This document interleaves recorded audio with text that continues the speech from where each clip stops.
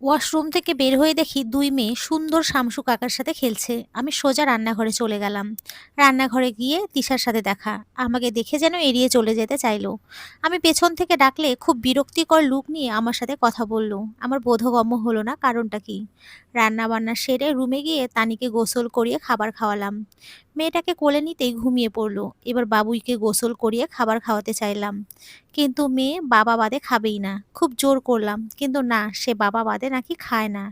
এখন তার phone number কোথায় পাবো? ধ্যাত, ভাল লাগে না। এখন বাবুইকে মিথ্যা বলতে হলো যে তার বাবা বলেছে খেয়ে নিতে, আসতে দেরি হবে। তারপর মেয়ে আমার খাওয়া দাওয়া করলো। দুপুরে দুই মেয়েকে ঘুম পাড়িয়ে দেওয়া শেষ, মানে আপাতত কাজও শেষ। এই বাড়িতে আপন বলতে কেউই নেই। ও মেয়ে দুটোর সাথে থাকলে সময় যে কিভাবে চলে যায়, কিন্তু এখন আমার একাকিত্ব ছাড়া কোনো সঙ্গী নেই।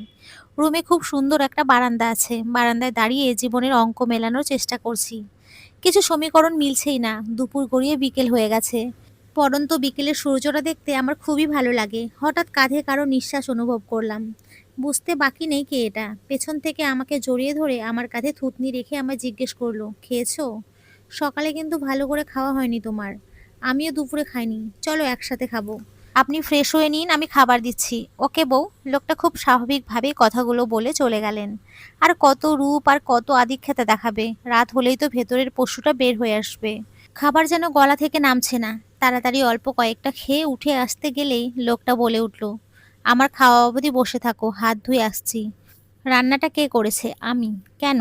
না, ভাবছি এবার আমার বাইরে থেকে খেয়ে টাকা নষ্ট করতে হবে না। আজ থেকে কিন্তু প্রতিদিন তোমাকেই রান্না করতে হবে। উফ, এখন এই পাহাড়ের জন্য রান্নাও করতে হবে। আহা, করো করো, ফরমাইশ করো। বেয়াদব লোক একটা, ইচ্ছে করছে লাথি মেরে ফেলে দিতে আর বেলুন দিয়ে মাথা ফাটিয়ে দিতে। লোকটা আবার অফিসে চলে গেল। সারাদিন মেয়ে দুটোকে নিয়েই কেটে গেল। রাত 12টা বাজে, মেয়েরা ঘুমোচ্ছে। লোকটা এখনো আসেনি। টেনশন করতে চাচ্ছি না, কিন্তু কেন জানি টেনশন হচ্ছে। হয়তো সব সময় এমনই দেরি করে। ভাবতে ভাবতে কখন যে ঘুমিয়ে পড়লাম জানি না। খুব চেঁচামেচিতে ঘুম ভেঙে গেল। লাইটটা জেলে ঘড়ির দিকে তাকিয়ে দেখি রাত 2টা। এখনো ইপ্তি বাড়িতে ফেরেননি। দেখে অবাক হলাম। এত রাতে কে চেঁচামেচি করছে? ধীরে ধীরে উঠে নিচের দিকে যেতে লাগলাম। শব্দগুলো নিচ থেকেই আসছে। একটা রুম থেকে শব্দগুলো আসছে। রুমটার দরজার বাইরে দাঁড়ালাম। স্পষ্ট গলাটা একটা পুরুষ আর একজন মেয়ের। দরজাটা ভেজানো ছিল, তাই ধাক্কা দিলাম। ধাক্কা দিতেই খুলে গেল। দরজাটা খুলতে আমি যে দেখলাম তার জন্য আমি প্রস্তুত ছিলাম না। সামনে ইপ্তি তিশাকে জড়িয়ে ধরে রেখেছে। এও দেখার বাকি ছিল। আমাকে দরজার সামনে দাঁড়িয়ে থাকতে দেখে ইপ্তি তিশাকে নিজের থেকে ছাড়াতে চাচ্ছে, কিন্তু পারছে না। তিশা আমাকে দেখেও বেহায়ার মতো ওকে জড়িয়ে ধরে রেখেছে। আমার তো ইচ্ছে করছে এই লুচ্চা ব্যাটাকে এক কিক দিয়ে মঙ্গল গ্রহে পাঠিয়ে দেই। খুব শান্তভাবেই বললাম, আপনাদের হয়ে গেলে রুমে আসেন, কথা আছে। মিতু, তুমি যা ভাবছো তা নয়, বিশ্বাস করো। আপনার যা বলার রুমে এসে বলেন। আমি রুমে গেলাম, মেয়েরা একা বলেই রুমে চলে এলাম। আমার রাগ হলে আমি চিল্লাই না, এটা আমার হ্যাবিট। আর ইপ্তি তো আমার কেউ না, চিল্লাবো কেন? জ্যাক এবার আসুক, আধিক্যতা দেখাতে হাত ভেঙে দেব। তোর যখন ঘরেই প্রেমিকা ছিল, কেন আমাকে বিয়ে করলি? মিতু, চোখের দেখাও কিন্তু ভুল হয়। সাফাই দিতে চলে এসেছেন জনাব। আমি কি কিছু জিজ্ঞাসা করেছি? তুমি জিজ্ঞেস করো, তোমার অধিকার আছে, কিন্তু ভুল বুঝো না। হাসালেন কেন? এত ইম্পর্ট্যান্স দিচ্ছেন আমাকে? আমি কে? নামমাত্র আপনার স্ত্রী, তাই আমাকে কোনো কৈফিয়ত দেওয়ার দরকার নেই। না খেয়ে আসলে বলেন, আমি খাবার দিচ্ছি, আর খেয়ে আসলে চেঞ্জ করে ঘুমিয়ে যান। এবং আমার গায়ের কাছে ঘেঁষবেন না। বলেই ঘুমোতে যাচ্ছিলাম, কিন্তু মনে হলো আমি আর মাটিতে নেই। বেয়াদব লোকটা আমাকে কোলে তুলে নিয়েছে। আমি কোথাকুতি শুরু করলে ধমকে সুরে বলে, খবরদার, আর একবার নলে আছাড় দেবো একদম। কি অসভ্যতামি এটা! বলছি না চুপ করে থাকতে? এখন আমি বলবো, তুমি শুনবা। আমি কিচ্ছু শুনবো না। নামান নিচে। বাচ্চারা ঘুমাচ্ছে, নয়তো তোমাকে আসলে আছাড় দিতাম। আগে আমার কথা শোনো, আমি তোমাকে ছেড়ে দিচ্ছি। কিছুই বললাম না, কারণ বলে লাভ নেই। তুমি যা দেখেছো তা মিথ্যে না। কিন্তু আমার আর তিশার মতো কোনো রিলেশন নেই। আমি ওকে ছোট বোনের মতোই ভাবি। কিন্তু ও এই ব্যাপারটা মানছে না। অহেতুক আমার কাছে আসার চেষ্টা করছে। আর ফুপি তাতে সায়ও দিচ্ছে। তাই তুমি বাজা নয় জানা সত্ত্বেও আমাকে ঠকিয়ে বিয়েটা দিতে চাই। ভেবেছিল আমি জানলে তোমায় বিয়ে করব না। সামনের মাসে কোর্টের তারিখ, তাই যাতে আমি বাধ্য হয়ে তিশাকে বিয়ে করে নেই। কিন্তু আমি তাদের প্ল্যানে পানি ফেলে দিয়েছি। এখন বলো আমি কি করতাম? ও আমায় জড়িয়ে ধরলো। আমি কি বলবো? আমার আপনাকে পছন্দই না, তাই আপনার কোনো কিছুতেই আমার মাথা ব্যথা নেই। সো যা ইচ্ছে করেন, আমার যায় আসে না। তাই নাকি? তা আপনি এত রেগে গিয়েছিলেন কেন? বয়ে গেছে রাখতে। নামান নিচে। অগত্যা আমাকে নিচে নামিয়ে ওয়াশরুমে ফ্রেশ হতে চলে গেছে বেয়াদবটা। পাজি লোক একটা। সকালে নাস্তা করার সময় ইপ্তির ফুপু আর ফুপা এসেছেন টেবিলে। ইপ্তি তাদের সাথে একদম কথা বলে না। তিশা এসে নাচতে নাচতে ঠিক ইপ্তির পাশে চেয়ারে বসে পড়লো। এত নির্লজ্জ কেমনে হয় একটা মেয়ে! বাধ্য হয়ে আমি অন্য পাশে বসলাম। বাবুইকে খাইয়ে দিতে দিতে বললাম, বাবুইয়ের 6 বছর হয়ে গেছে, ওকে তো স্কুলে দেওয়ার দরকার। বাবুইকে নিয়ে তোমার ভাবার দরকার নেই, ইপ্তি ভাইয়া তো আছে ওর ভালো মন্দ দেখতে। তিশা, তিশা আমি ইপ্তির ওয়াইফ, সেই সূত্রে বাবুইয়ের মা। আমি না ভাবলে কি তুমি ভাববা ওর ফিউচার নিয়ে? তুমি আমাকে এভাবে বলছো কেন? ভুলে যেও না তুমি শুধু নামেই ইপ্তি ভাইয়ের বউ। আমার গা জ্বলে যাচ্ছে তিশার কথা শুনে। আর আমার সো কল্ড বর শুধু চুপচাপ গিলছেন। আমি আর কোনো কথা না বলে বাবুইকে নিয়ে উঠে চলে আসলাম রুমে। আমার ইচ্ছে করছে ঘরের সব জিনিস তছনছ করতে। দরজা নক করার শব্দে পেছনে তাকিয়ে দেখি ইপ্তি দাঁড়িয়ে আছে খাবার হাতে। নামমাত্র বইয়ের জন্য এত আদিক্ষেতা করা লাগবে না। দেখো মানুষের কাজ কথা বলা। আর তিশা একটু এমনই, তুমি রাগ করো না, আমি সরি বলছি ওর পক্ষ থেকে। আর চলো আজই বাবুইকে স্কুলে ভর্তি করিয়ে দেই। মেয়ের জন্য মাপ করে দিচ্ছি, নেক্সট বার কিন্তু মাপ পাবেন না। ওকে মহারানী। মহারানীর কথাটা শুনে আমার মন খারাপ হয়ে গেল। মহারানী বলে রাতুল আমায় রাখতো। আমি যখন খুব রেগে যেতাম আমার সব আবদার মেনে নিত আর বলতো, জো হুকুম মহারানী। আজ আমার রাতুল নেই, থাকলে হয়তো আমার জীবনটা এমন সমীকরণের মতো হয়ে যেত না। কি হলো, কি ভাবছো? না কিচ্ছু না, কি ভাববো, খেয়ে নাও। আমি রেডি হয়ে নিচ্ছি। খাওয়া শেষে আমরা স্কুলে গেলাম বাবুইকে ভর্তি করাতে। ভর্তি শেষে বের হলো ইপ্তি আমাকে উকিলের কাছে যাওয়ার কথা বলে। আমি কোনো আপত্তি না করে উকিলের অফিসে যাই। আমার জানাটা প্রয়োজন বাবুই কে হয়। উকিল অফিসে গিয়ে তেমন কোনো লাভই হয়নি, শুধু কোর্টের হাজিরার ডেট জানা বাদে। ওখান থেকে যাওয়ার পথে একজনের সাথে রাস্তায় অতি পরিচিত একটি মুখ দেখে আমি থমকে গিয়েছি। 10 মাস পর এই মুখটা আবার আমার সামনে। রাতুল কি তবে বেঁচে আছে? চোখ খুলে নিজেকে হাসপাতালে আবিষ্কার করলাম, মাথা প্রচণ্ড ব্যথা করছে। কিছুক্ষণ আগে যা হলো তা আমার কল্পনারও বাইরে। কিছুক্ষণ আগে বাসায় ফেরার পথে একটা সিগনালে গাড়িটি থামালো ইপ্তি। হুট করে গ্লাস দিয়ে বাইরে তাকিয়ে একটি খুব পরিচিত মুখ আমার চোখে পড়ল।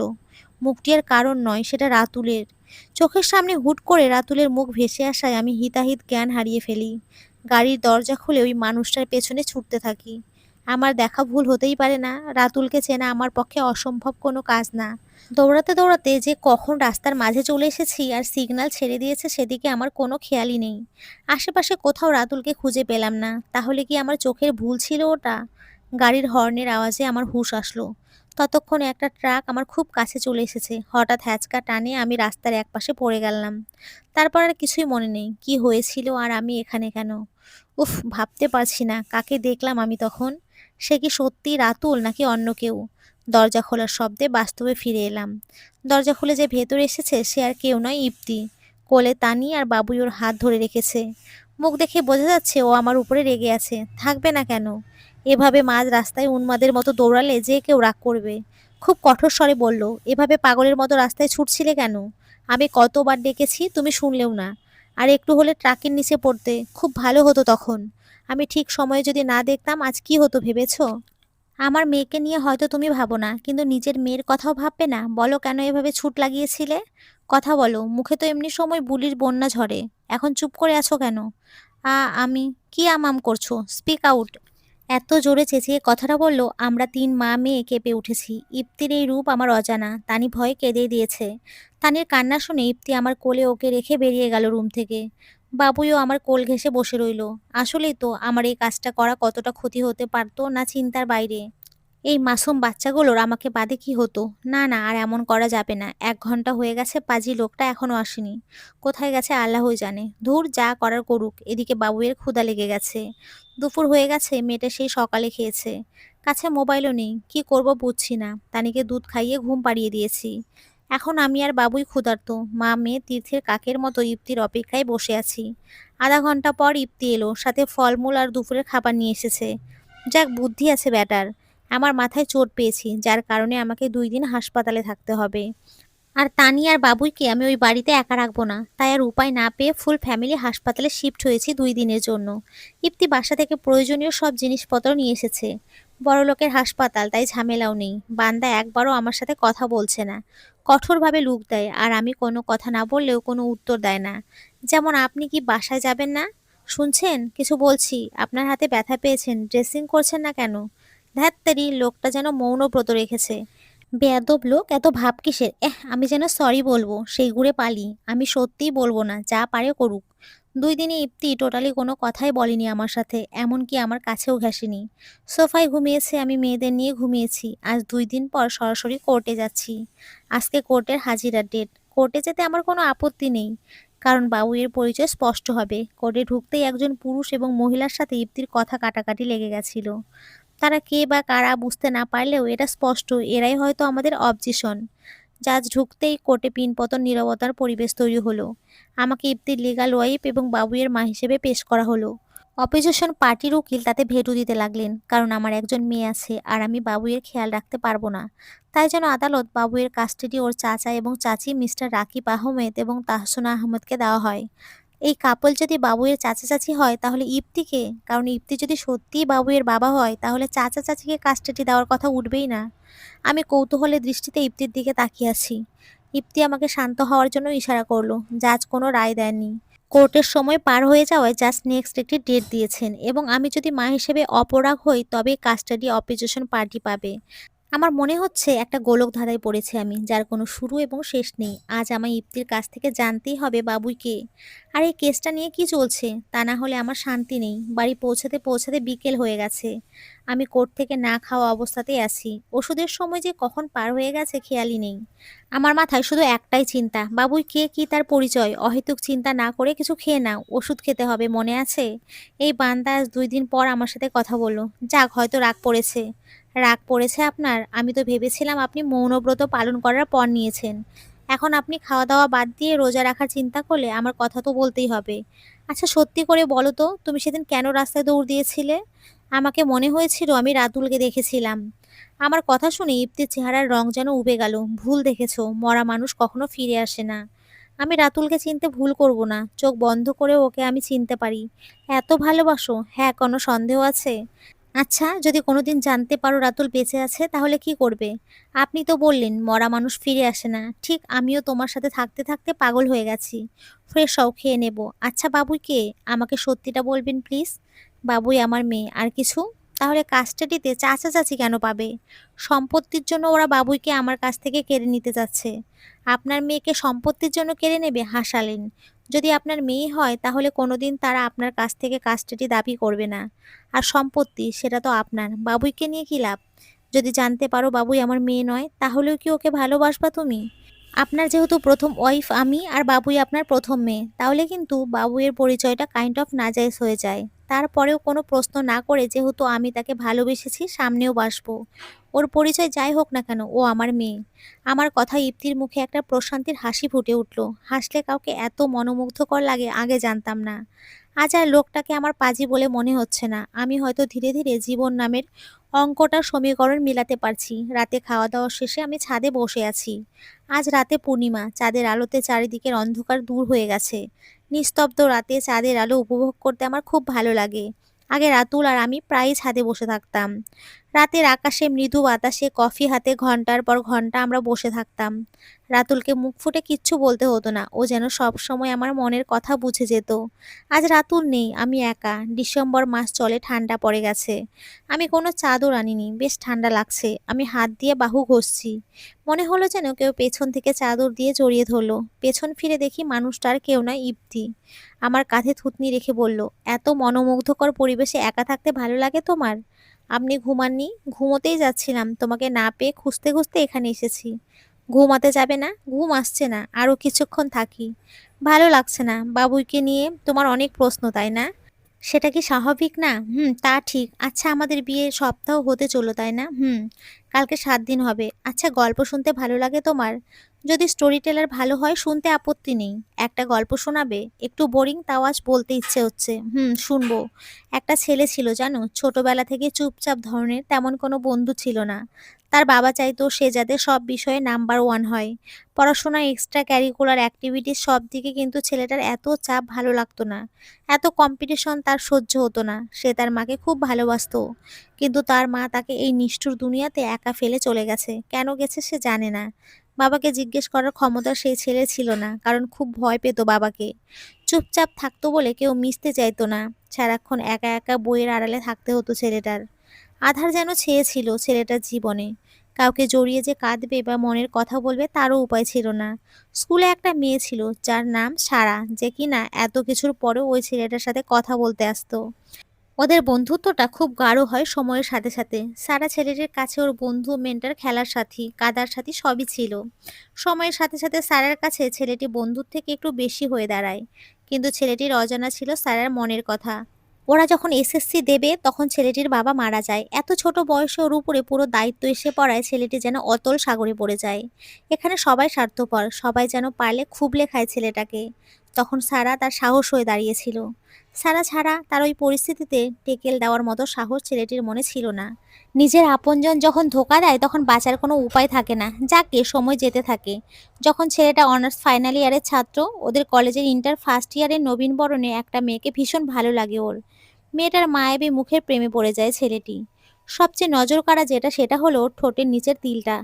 মেয়েটি যেন ওর অন্ধকার জীবনে চাঁদের আলো হয়ে আসে। বলে না সিম্পলের মধ্যে গর্জিয়াস, মেয়েটি তাই। অনার্স শেষ করার আগে খুব বলতে চেয়েছিল মেয়েটিকে সে ভালোবাসে, কিন্তু কেন জানি সাহস করে ওঠেনি। কলেজ জীবন শেষেও মেয়েটির পিছু ছাড়েনি ছেলেটি। স্টকিং ইজ এ ক্রাইম, তাও স্টক করেই যেত। এভাবে 2 বছর কেটে যায়। মেয়েটি ওই কলেজেই অনার্সে ভর্তি হয়। এবার ভেবেছিল না মেয়েটিকে বলা উচিত মনের কথা। সারাকে সেই প্রথম দিনই জানিয়ে দিয়েছিল মেয়েটির সম্পর্কে, কারণ সারার কাছ থেকে সে কিছুই লুকায় না।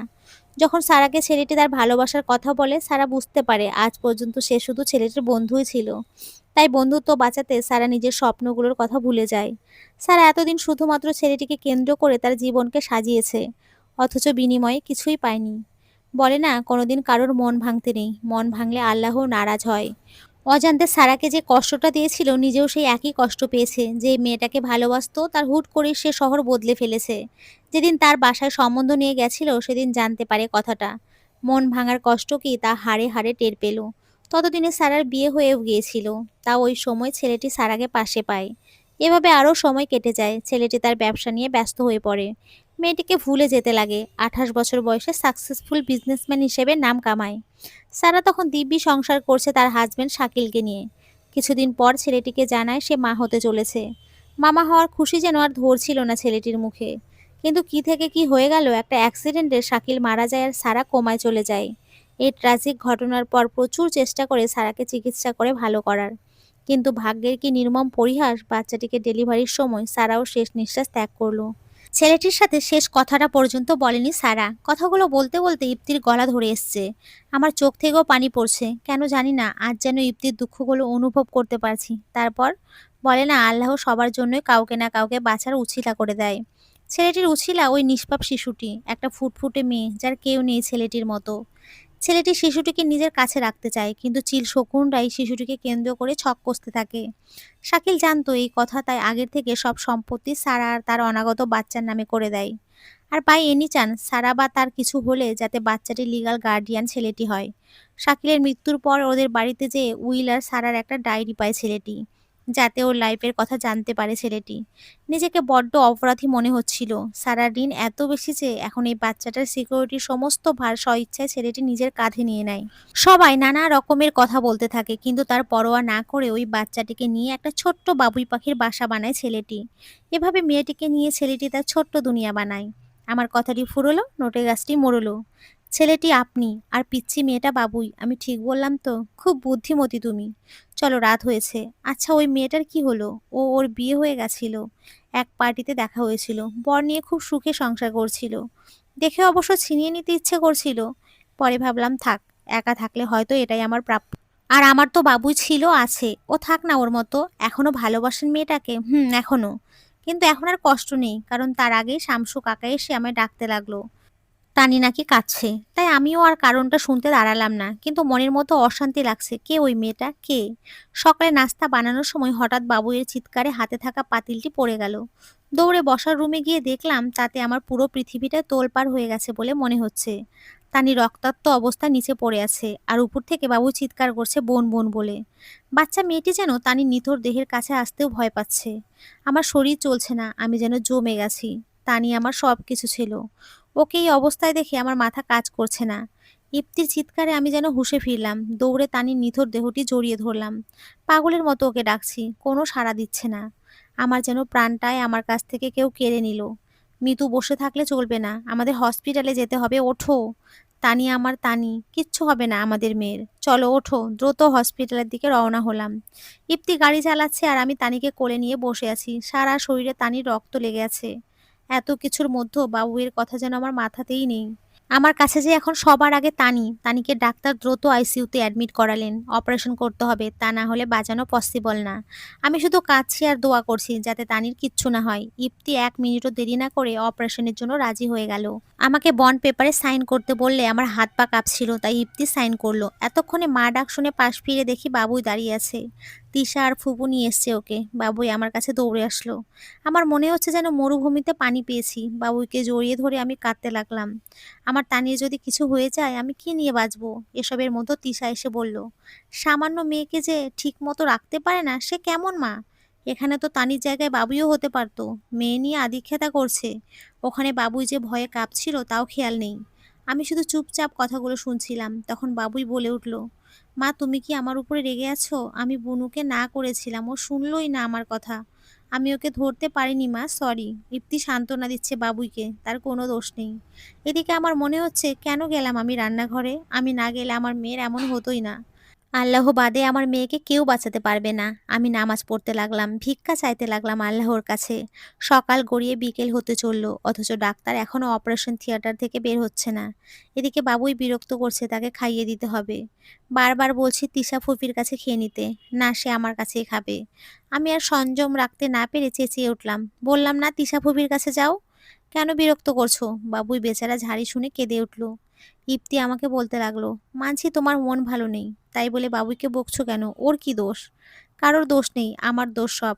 আমার মেয়েকে আমি দেখে রাখতে পারিনি। প্লিজ আমাকে একটু একা থাকতে দিন। তোমার মেয়ে তানি কি শুধু তোমার মেয়ে? আর তানি শুধু তোমার মেয়ে? বাবুই কেউ নয় তোমার? আমি চুপ করে রইলাম, কি বলবো কিছু বলার ইচ্ছে নেই। প্রায় 6 ঘন্টা পর ডাক্তার বের হলেন। ইপ্তি ডাক্তারকে বারবার জিজ্ঞাসা করছে। ডাক্তার মুখ শুকনো করে বললেন, সরি আমাদের হাতে কিছুই করার ছিল না, ব্রেনে আঘাত পেয়েছে, প্রচুর রক্তক্ষরণের কারণে বাঁচানো সম্ভব হয়নি। আমার সামনে যেন সব অন্ধকার হয়ে গেল। আমার রাতুলের শেষ স্মৃতি তানি। একজন মায়ের পক্ষে হয়তো সন্তান হারানোর থেকে কষ্ট করার কিছুই নেই। আমি যেন অন্ধকারে তলিয়ে যাচ্ছি। আজ 3 দিন হলো তানি মারা গেছে। এই 3 দিনে আমি কারোর সাথে কোনো কথা বলিনি। ইপ্তি সব কাজ করছে, একজন বাবা হিসেবে তার সব দায়িত্ব পালন করেছে, আমাকেও সামলেছে। জোর করে এই 3 দিন আমাকে খাইয়েছে, কিন্তু বাবুই আমার ধারে কাছে ঘেঁষেনি। আমাকে দেখলেই কেন জানি ভয়ে কুঁকড়ে যায়। আমি ওকে কাছে টেনে নিচ্ছি না, আমার একটু সময় লাগবে নিজেকে সামলাতে। ইপ্তিও কিছু জোর করেনি, হয়তো আমার মনের অবস্থা বুঝতে পেরেছে। আসলে আমিও চাইনি নিজের ফ্রাস্ট্রেশনগুলো বাবুয়ের উপরে ঝাড়তে চাচ্ছি না। 5 দিনের মিলাদে রাতুলের মা বাবাও এসেছে। তাদের সাথে কথা বলতেও গায়ে বাজছে আমার। ইপ্তিকে জিজ্ঞেস করাতে সে বলল, যাই করুক তারা তো তানি দাদা নানি, তাই তাদের আসতে মানা করিনি। তুমি কি রাগ করলে? না, রাগ হওয়া কি আমাকে মানাবে? মিতু, আমি জানি তোমার উনাদের উপরে অনেক অভিযোগ, কিন্তু আমাদের মেয়ের জন্য দোয়া করতে তো মানা করতে পারি না বলো? তানির কথা মনে হতে ইপ্তিকে জড়িয়ে কাঁদতে লাগলাম। ইপ্তি খুব শক্ত করে জড়িয়ে ধরলো, আমাকে থামতে বলেনি। ওর কাছে কাঁদতেও ভালো লাগে। রাতুল অবশ্য কোনোদিন আমাকে কাঁদতে দিত না, কাঁদতে গেলেই খুব বকাঝকা করতো। কিন্তু ইপ্তি আমাকে কাঁদতে মানা করে না।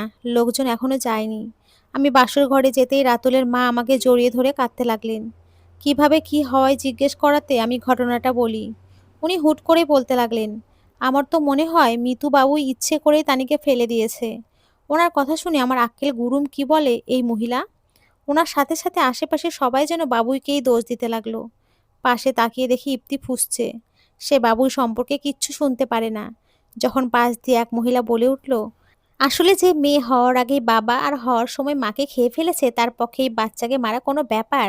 আর চুপ থাকতে পারলাম না, চেঁচিয়ে উঠে বললাম, আপনারা এসেছেন আমার ছোট মেয়ের মিলাদে তাকে দোয়া করতে, তাই বলে আমার বড় মেয়ের নামে যা নয় তাই বলবেন তা আমি সহ্য করব ভাবলেন কি করে? আমি আর কিচ্ছু শুনতে চাই না, এখনই বের হয়ে যান আমার বাড়ি থেকে। বলেই নিজের রুমে হাঁটা ধরলাম। আর কে কি বললো তাতে আমার কিছুই যায় আসে না।